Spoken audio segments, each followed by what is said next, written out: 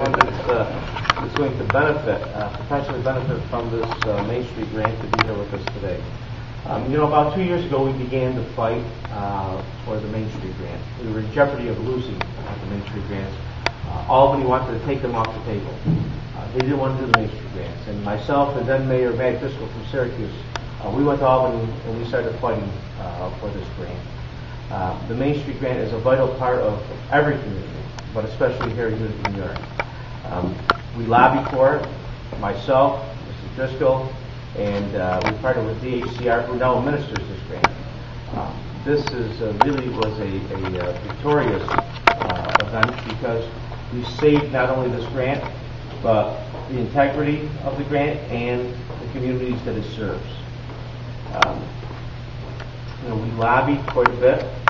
DHCR, who couldn't be here today, I'd like to thank them because they were very instrumental in the administration of this grant. Make no mistake about it, that this $500,000 grant will grow jobs in Utica. Whether it's construction jobs, whether it's jobs that are related to the businesses that will grow in Utica. These fine people behind me, I know many of them have started to work on their buildings already. I know that just on the block of Bleecker Street, there's probably collectively about $1 million in private funding that have already been put into these buildings. That's how you build a community.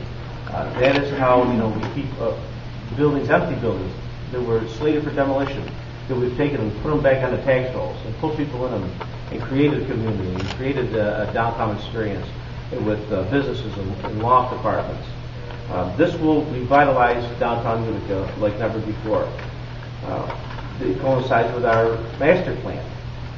If you've been following our master plan, this is our idea, to take a different portion of the city and put all the pieces of the puzzle together. If you know, just recently we had our Restore New York grant, and that was a $2.1 million grant for downtown Utica. That coincides with this Main Street grant.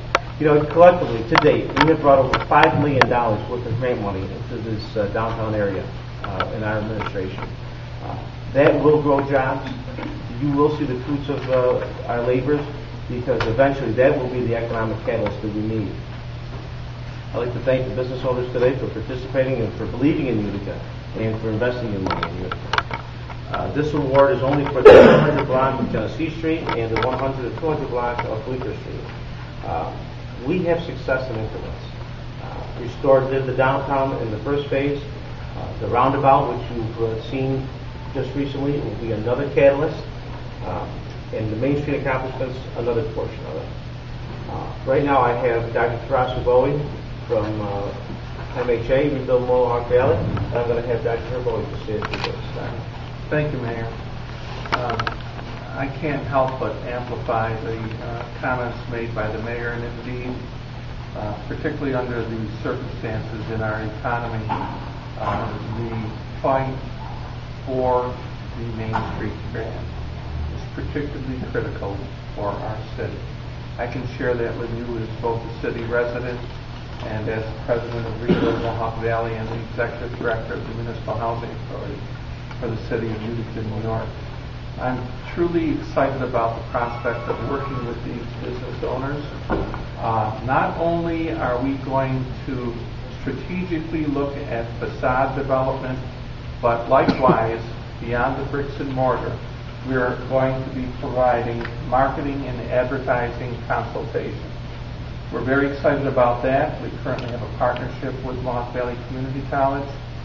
The Bleecker Street corridor, particularly when you examine it from the perspective of downtown, is going to be an infrastructure that leads to what I refer to as a cultural corridor.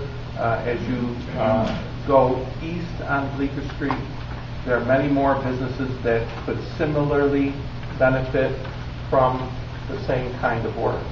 My commendations to these wonderful business owners here. Being in business takes a risk, and you have put forth a personal risk.